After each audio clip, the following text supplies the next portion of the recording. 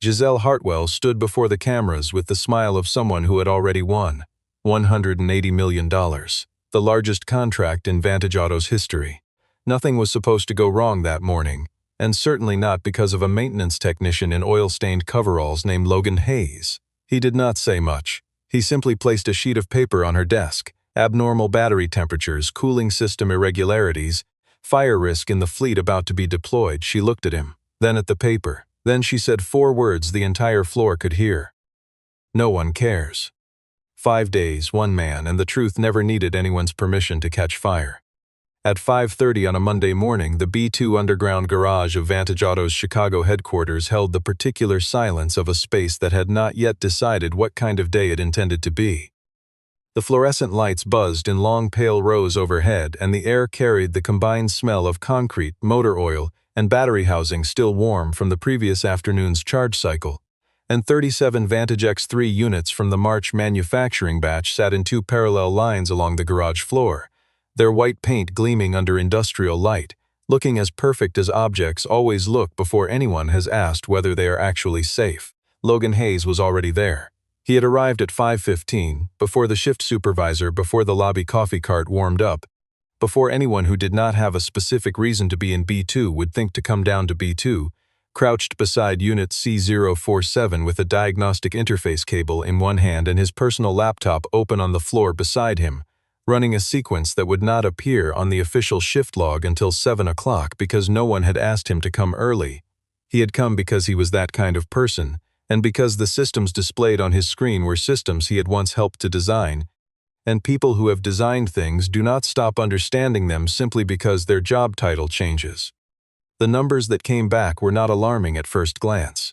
Battery module temperature within range, cooling circuit pressure within range, thermal equilibrium index for module C slightly elevated but not outside the displayed operating band. A different kind of technician would have logged it, noted it as within tolerance, moved on, and been in the break room by 6 with a cup of bad coffee and no particular weight on his mind. Logan did not move on.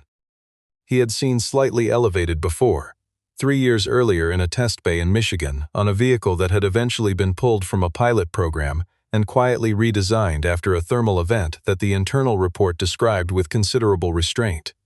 And he knew that slightly elevated in a controlled diagnostic environment meant something different when the same vehicle ran continuous high-load cycles under July sun on downtown asphalt.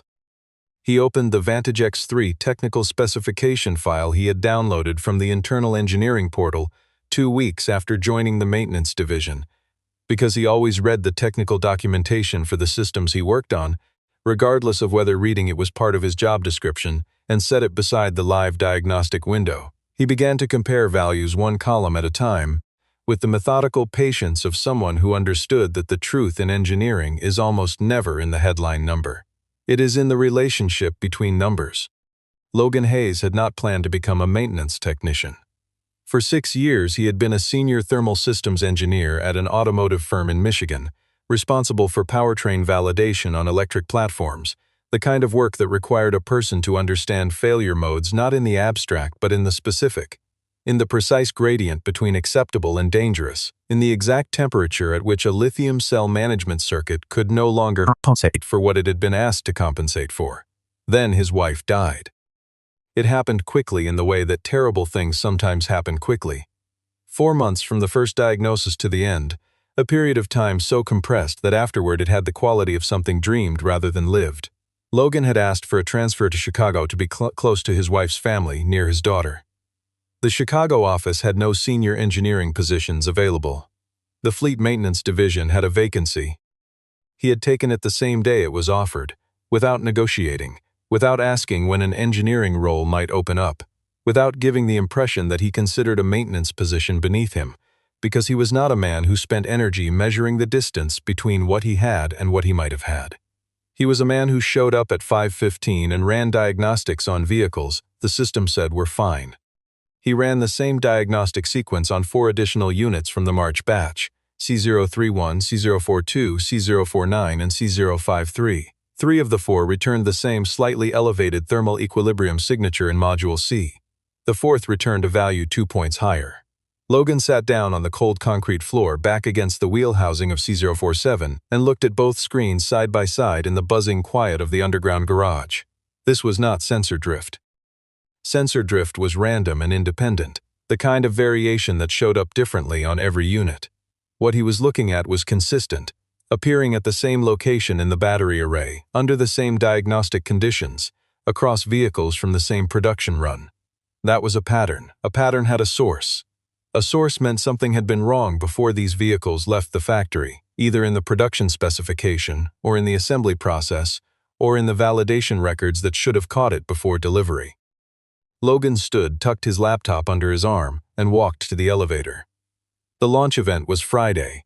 All 37 units from the March batch were scheduled to run a 3-hour continuous parade through the center of Chicago, in front of television cameras, in front of the mayor, in front of the city that had staked its sustainable transit initiative on this contract. He pressed the elevator button and composed the incident report in his head on the way up. He had done nothing wrong yet. He intended to keep it that way. By 8 o'clock Monday morning, ticket MT2247 had been submitted through Vantage Auto's internal safety management system. Logan had written it with the care of someone who expected it to be read by engineers rather than administrators. Vehicle unit numbers, diagnostic timestamps, Module C temperature readings compared line by line against the AEJ2464 lithium battery safety standard, a clear explanation of why the pattern differed from sensor calibration artifacts, and a recommendation that all March batch units undergo full independent thermal management review before Friday's deployment. He categorized it as requiring urgent attention, attached the raw data files from his personal diagnostic device so the numbers could be verified independently, and submitted it before his official shift began. The response came at 10:15, a brief call through the internal line from Jason Mercer's assistant informing Logan that Mr. Mercer would like to see him at 10:30. Logan changed out of his coveralls, took the elevator to the 4th floor, and walked into the office of Vantage Auto's vice president of engineering. Mercer's office communicated control through its deliberate orderliness. The sparse desk, the bookshelves arranged by color, the absence of anything that had not been placed with intention. Mercer himself stood at the window when Logan entered, dressed in a charcoal suit, a watch on his left wrist that Logan recognized as the kind that communicated a certain kind of success, and he turned with the warm expression of a man who had decided how the next 15 minutes would proceed before the other person arrived. He did not dispute Logan's numbers. That was the first and most significant thing Logan noticed. A man who believed the data was wrong would have challenged the data. Mercer challenged nothing. Instead, he spoke at some length about firmware generation variances, about normal calibration drift in new battery platforms, about the R&D team's ongoing monitoring protocol for precisely this kind of telemetry signature. He used technical language with the fluency someone who understood it and the precision of someone using it as a wall rather than a window. Logan waited. When Mercer finished, Logan said in the same quiet register he always spoke in, "The elevated pattern does not appear in the January or February batches. It appears across 4 out of 5 units I tested from March. That is not calibration drift, that is a production variable." Mercer's expression did not change. He said pleasantly, and with the finality of a decision already made, that the scope of a maintenance technician's role was to document and report, not to draw engineering conclusions. He opened the ticket on his screen, typed a brief note, and closed it. Status reviewed within operating parameters, no action required. Signed Jason Mercer, VP Engineering. Logan looked at the screen, he looked at Mercer. He picked up the printed copy of his ticket, folded it once, and put it in his breast pocket. He said nothing, he left. In the elevator going back down, Logan stood with the folded paper and thought not about the dismissal which he had anticipated, but about the quality of it.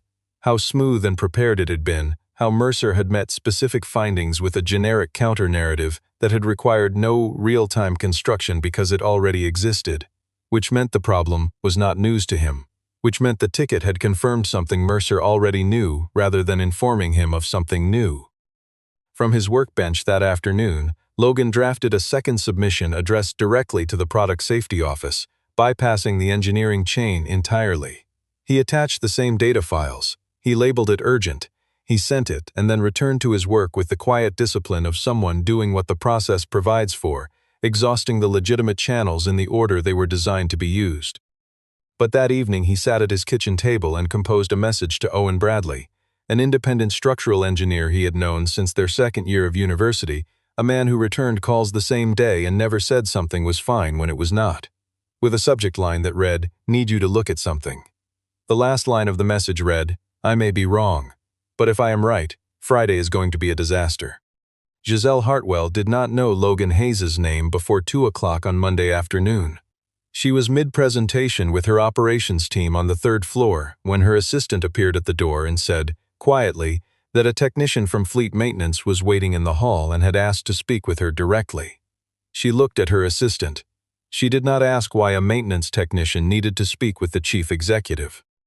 She was the kind of person who believed every question deserved the minimum courtesy of being heard, a quality she had been told more than once was inefficient and had kept anyway.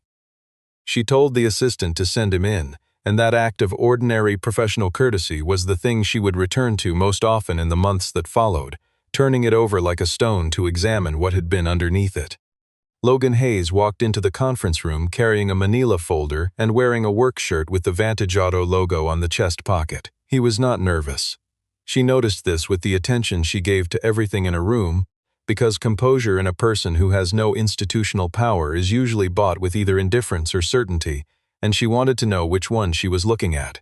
He placed 3 pages on the table, not handed to her, sat down where she could choose whether to look, and spoke for 2 minutes and 40 seconds.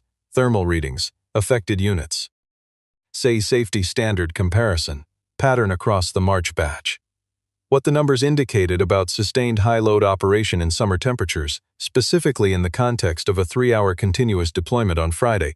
He did not editorialize. He did not ask her to feel anything about it. He presented the data the way an engineer presents data, as information that carries its own weight without requiring decoration, and when he finished he waited in the quiet with his hands at his sides. She reached for the top sheet, and at that precise moment the conference room door opened and Jason Mercer walked in. He looked at Logan with an expression that did not change, then at Giselle with an expression calibrated entirely for her, measured, reassuring, already ahead of whatever needed to be resolved. He spoke before she could ask a question. He told her the ticket had been reviewed by engineering that morning, that the readings fell within the adjusted parameters for the new firmware generation, that the technician was recently transferred and still developing familiarity with the Vantage X3 diagnostic profile. He said this without appearing to dismiss Logan. He was too sophisticated for that.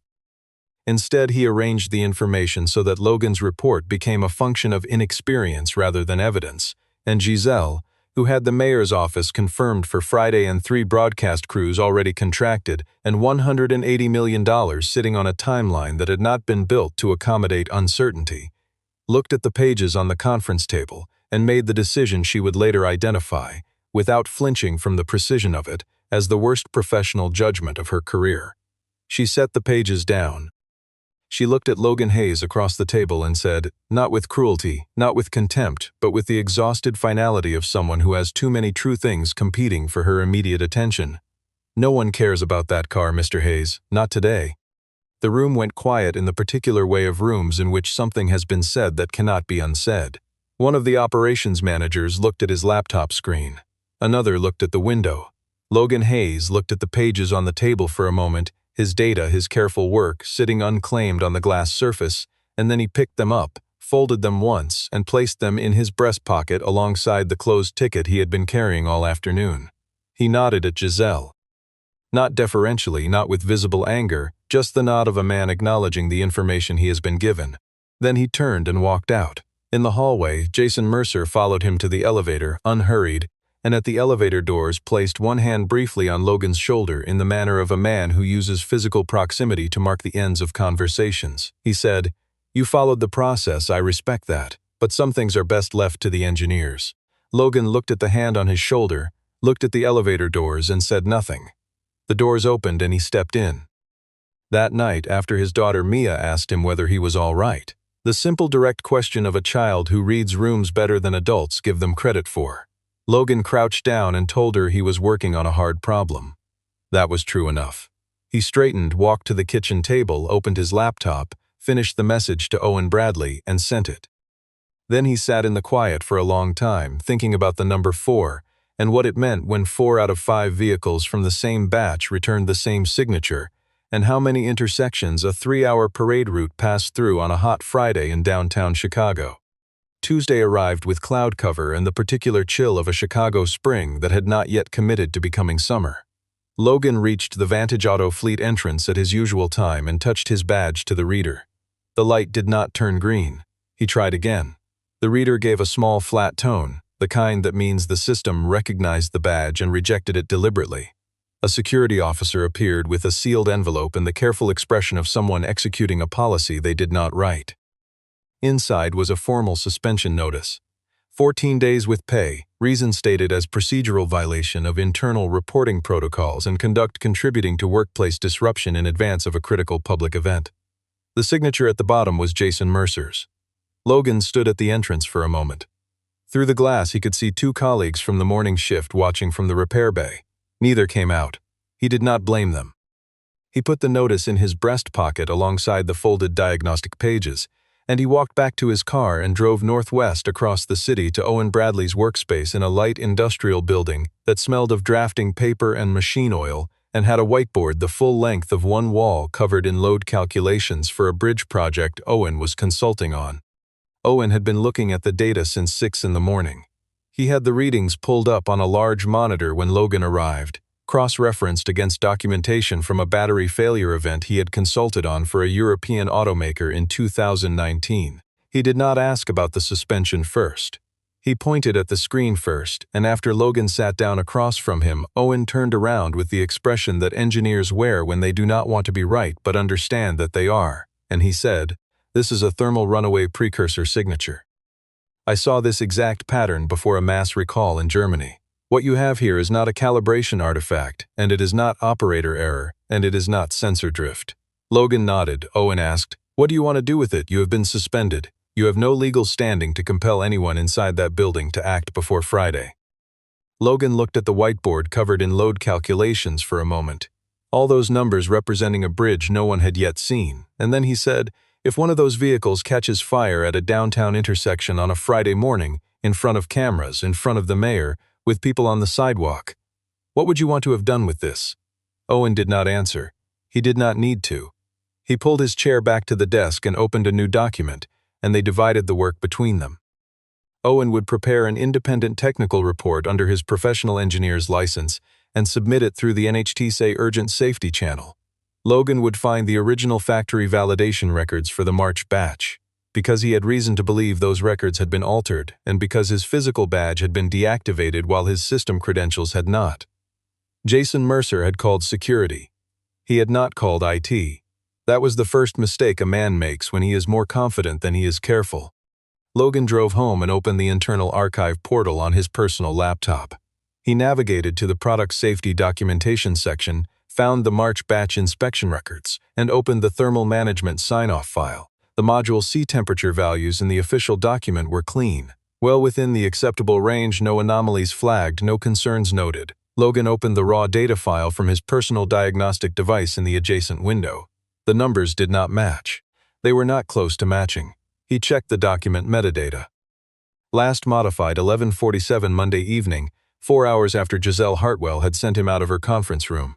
Modified by account Mercer_admin.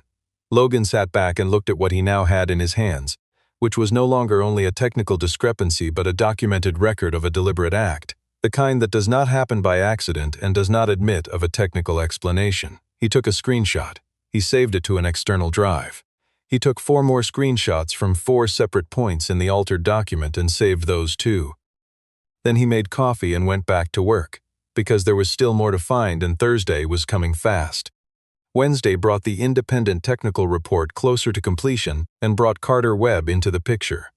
Webb covered transportation safety for the Chicago Tribune, and Logan had encountered him 3 years earlier, when a rear axle failure at a suburban intersection had injured 2 people, and Webb had reached out to anyone with engineering credentials willing to explain what had gone wrong. Logan had answered the email because he thought someone should. Webb was not a friend. He was something rarer, a reporter who read the technical documents himself rather than summarizing a source's summary, and when Logan called him Wednesday afternoon and described what he had, Webb arrived at Owen's workspace 40 minutes later, read everything in silence, studied the metadata screenshot, looked at the comparison between the official document values and the raw diagnostic data, and then set it all down and said, "If I publish this and the numbers are contested, Vantage Auto's legal team will file against the paper inside 48 hours.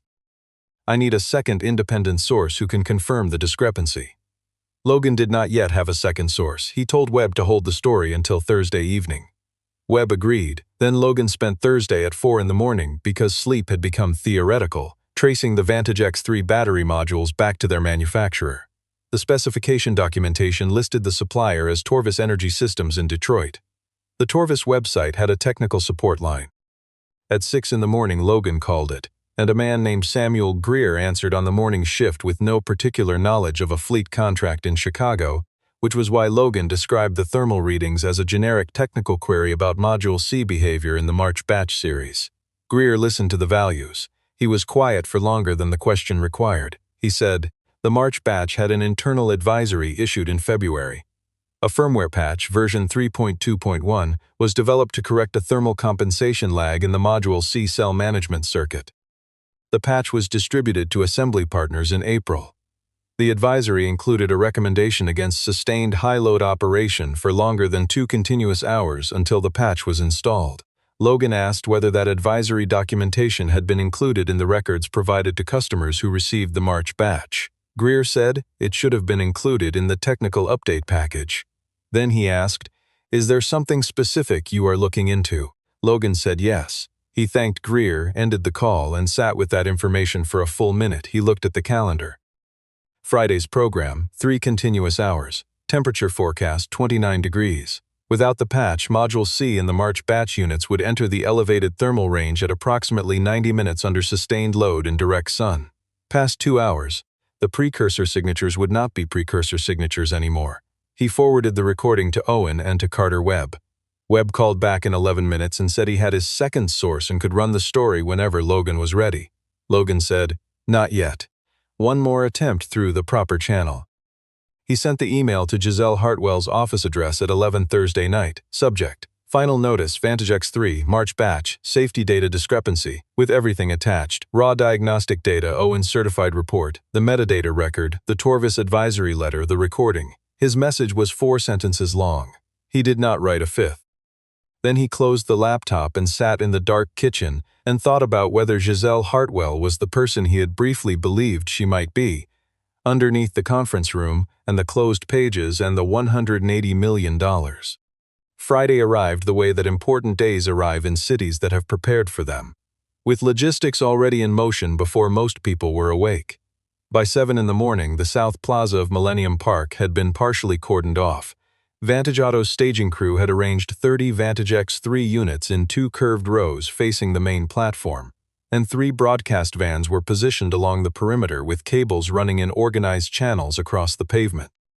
The morning light was clear and already warm, carrying the particular brightness of a Chicago July day that intends to stay. The vehicles sat gleaming in 2 perfect rows with their chrome trim catching the sun, and from a distance they looked exactly like what they had been sold as. The future of urban transit, the proof of concept, the $180 million answer to a question the city had been asking for a decade. Giselle Hartwell arrived at 7:45 in a white dress rather than navy. She had not slept easily. Her assistant had forwarded Logan's email at 6:47 that morning, and Giselle had read it in the back of the car on the way to the park, twice, and looked at the attachments, and looked at the metadata timestamp, and looked at the 2 columns of numbers that should have been the same and were not, and thought about calling Jason Mercer, and had not called him.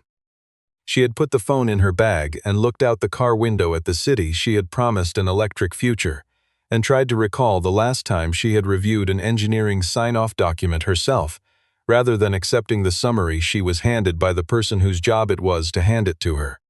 Logan Hayes arrived at 8:15 on foot, in a gray jacket over a plain shirt, backpack over one shoulder, no credential, no press pass, nothing that would make him visible except that he had been to this plaza before when the city was empty, and he knew exactly where to stand to see both the vehicle formation and the stage at the same angle. He counted the units. 30 Vantage X3 sedans from the March batch, chrome trim bright in the morning sun, arranged as though the outcome of the day had already been recorded somewhere. He checked the sky, Cloudless, temperature climbing, no shade over the parade route, no possibility of reduced ambient heat. He put his hand in his jacket pocket and felt the outline of the external drive. At 8:45, he called Carter Webb, who was already positioned with the Tribune's photographer near the press area. Logan said, "Publish it now." Webb said, "Sending it in." The article went live at 8:51. The headline read, "Engineer alleges safety records for Chicago Electric Fleet may have been falsified." The byline was Carter Webb. It contained the metadata record, the diagnostic comparison, the Torvis advisory letter, and Owen Bradley's certified technical report, identified by name and license number. On the stage, Giselle was reviewing her remarks with her communications director when her assistant appeared at her elbow and held up a phone screen showing the Tribune headline. She read it without visible expression.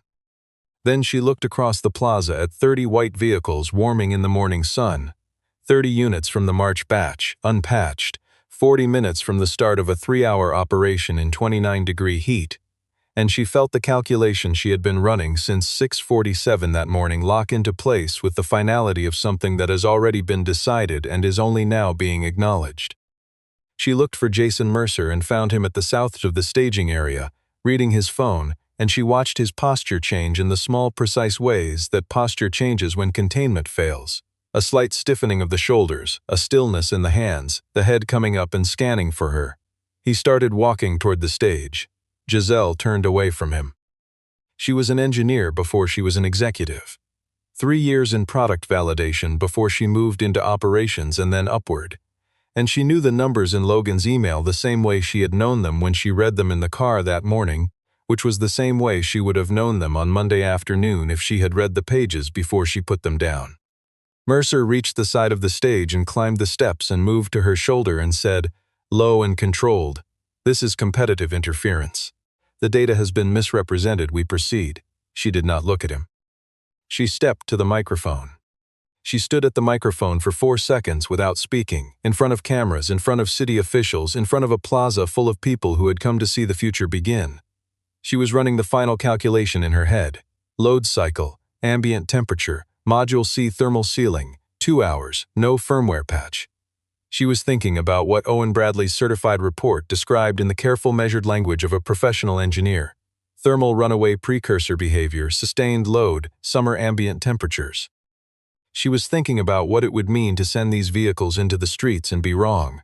She picked up the microphone and said, "I need to make a brief announcement and ask for your patience." She set the microphone down. She stepped off the stage. She walked to the vehicle staging coordinator and said, with the specific clarity that leaves no room for interpretation, "Stop the deployment. All units return to the facility right now, please." The coordinator stared. She said it again, and he reached for his radio. Behind her, the sound of the plaza shifted into the particular frequency of a public event that has just become a different kind of public event. Reporters calling out questions, cameras swinging toward the stage, the hum of something unscripted breaking through the prepared surface of the morning. Jason Mercer descended from the stage and moved toward the vehicle line, and Carter Webb was already there with his recorder running, asking whether Mercer could explain why the official thermal management sign-off document for the March batch had been modified at 11:47 Monday evening, 4 hours after the technician who flagged the discrepancy was turned away by the executive team. Mercer kept walking. Webb kept pace. The camera kept rolling. Logan Hayes watched all of this from the east edge of the plaza and did not move toward the stage. He stood with his hands in his jacket pockets, and he watched Giselle cross the plaza, and he watched the coordinator raise his radio, and he watched the first Vantage 3 unit disengage from the formation and begin rolling back toward the equipment area. He counted them as they turned, the 3rd, the 7th, the 12th, the 20th. He had been awake for most of 4 nights. He was tired in a way that did not announce itself as tiredness, but simply as the absence of anything that was not necessary. But he stood in the morning light and counted the vehicles, and somewhere around the 23rd or 24th one, something in his chest released. Quietly, without ceremony. The way pressure releases when a valve is finally opened, not a release of tension but of weight. The specific weight of having been the only person in a given situation who could see what was coming and having stayed at it long enough for it to matter. The formal review began Friday afternoon. Vantage Auto's board authorized an emergency independent technical committee within 3 hours of the public deployment halt, responding to simultaneous pressure from the city's legal counsel, 2 council members who had been standing in the front row when Giselle gave the order, and the NHC, which had received Owen Bradley's submission 48 hours earlier and now had reason to move the timeline forward considerably. The committee included an outside engineering firm, a representative from the city's Infrastructure Safety Office, and the NHTC liaison, and they worked through the afternoon with access to all the documentation Logan had submitted, the factory records provided directly by Torvis Energy Systems, and the internal Vantage Auto archive including the metadata trail that the company's own IT security team was asked to authenticate. The findings came back in 4 hours. The March batch of Vantage X3 units had a thermal compensation deficiency in Module C that had not been corrected prior to delivery. The firmware patch had not been installed. The official safety sign-off document in Vantage Auto's internal archive had been edited on Monday evening after Logan's findings had been presented to the executive team, and the edits had systematically altered the Module C temperature values to bring them within the acceptable range. The account that executed those edits was Mercer_admin, authenticated by the company's own IT security system. The review also surfaced something Logan had not known. In February, Torvis Energy Systems had transmitted its internal advisory about the March batch through Vantage Auto's supplier communications channel, the same channel through which all technical product updates were received and distributed. Jason Mercer had received it. He had not forwarded it to the product safety team. He had not disclosed it during the contract finalization process with the city. He had calculated, and the committee found internal communications that documented this calculation, that the firmware patch would be installed before the fleet's public launch, and that no one would ever need to know there had been an interval during which the vehicles did not fully meet the operating parameters they had been certified against. When the patch release was delayed 3 weeks by a production issue at the Torvis facility, Mercer had not revisited the calculation. He had continued. And when a maintenance technician he had never considered a threat came forward with raw diagnostic data that threatened to expose that interval, he had chosen to alter the official record rather than acknowledge what he already knew. Jason Mercer was terminated by close of business Friday. The board directed the company's legal team to preserve all relevant internal communications and provide them to federal investigators. Mercer left the building at 4:30 with his jacket over his arm and his phone in his hand, and did not stop to speak to anyone in the lobby. Carter Webb was outside with a photographer, and the image that ran on the Tribune's front page the following morning showed Mercer crossing the forecourt toward the parking structure, not looking at the camera. He did not look like a villain. He looked like a man who had made a calculation that had not worked out. That evening, Giselle Hartwell asked her assistant for Logan Hayes' contact information. She did not ask a lawyer to be present. She did not ask her communications team to prepare talking points. She drove herself to a coffee shop near the fleet maintenance facility and arrived to find Logan already there with Owen Bradley, both of them looking at Owen's laptop, which still had the technical report open on the screen, as though there remained something in it to verify. She sat down across from them without ordering anything.